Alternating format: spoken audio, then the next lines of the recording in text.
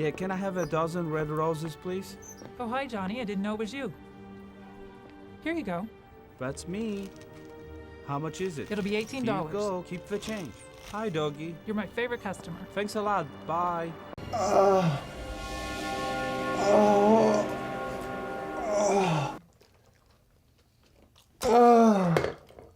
Now, admittedly, as much as I love these films, on the quality scale of them, firstly being The Room from 2003, directed, written and produced by Tommy Wiseau, You are tearing me apart, Lisa! and secondly, Fateful Findings from 2012, directed, written and produced by Neil Breen, I can't believe you committed suicide. I cannot believe you committed suicide. How could you have done this? How could you have committed suicide? evident from those clips we just watched, those films are certainly towards the lower end of that quality scale. But given that, why are their ratings so high? Surely the lower the quality of a film, the worse it is, right? Well, that isn't always the case.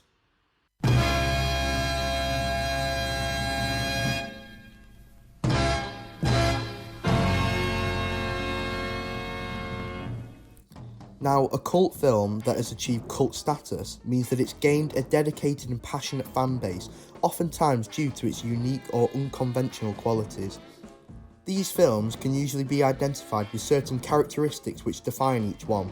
For example, some characteristics could be quirkiness, meaning cult films can feature unconventional or eccentric characters, storylines or themes that set them apart from other mainstream movies, such as the Monty Python films, which are known for having a unique roster of characters. Your favorite color? Blue.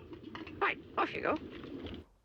Another could be if the film features extreme gore, violence or uncomfortable taboo content. Films like the Evil Dead or Saw series would fit into this, which maybe aren't as violent as the other video nasties, but they're still up there. Another quality would be if a film is very camp, meaning that it's artificial, exaggerated and over the top, then it can definitely fall into the cult category. It could also highlight gender and sexual inequalities, such as that in the Rocky Horror Picture Show. And finally, cult films can get their title from being transgressive, meaning blurring the barriers between good and bad. Bad here meaning aesthetically bad, and well, I'll just play you this montage and I'm sure you'll get the idea. In a hospital on Guerrero Street. What a story, Mark. You won't get hurt. Follow me.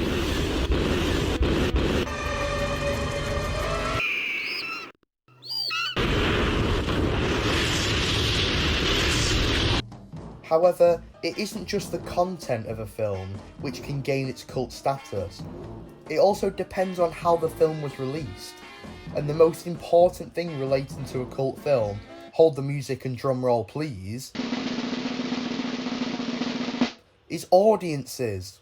Like the quote from Bruce Campbell I included at the beginning, audiences are so integral to how films are received.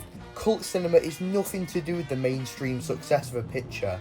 It's to do with the audiences who actively reject the standards of mainstream cinema almost entirely and celebrate films for their flaws and uniqueness. Rejection isn't the end of a cult film, it's the beginning of its audience, because cult cinema doesn't earn approval, it survives disapproval.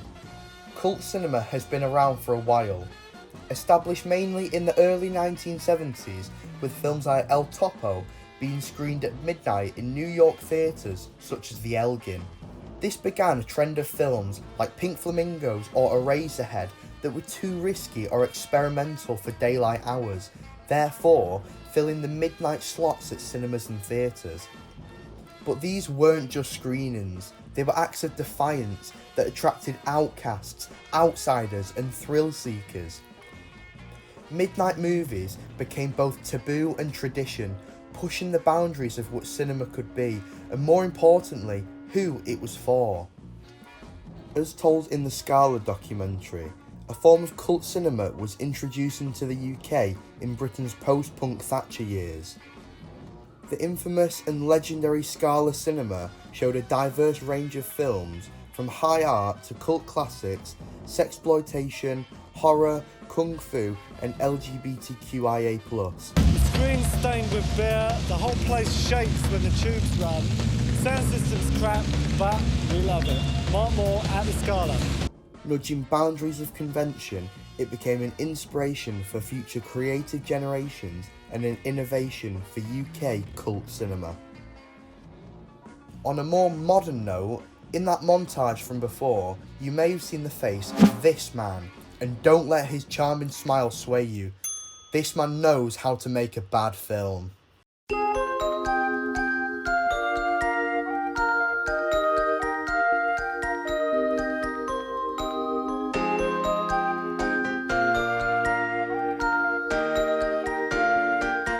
This is Neil Breen, former Las Vegas architect and real estate agent turned indie filmmaker. In fact, he's so independent that he writes, directs, edits, produces and fully funds all of his pictures, which is clearly evident from the extremely low budget production value.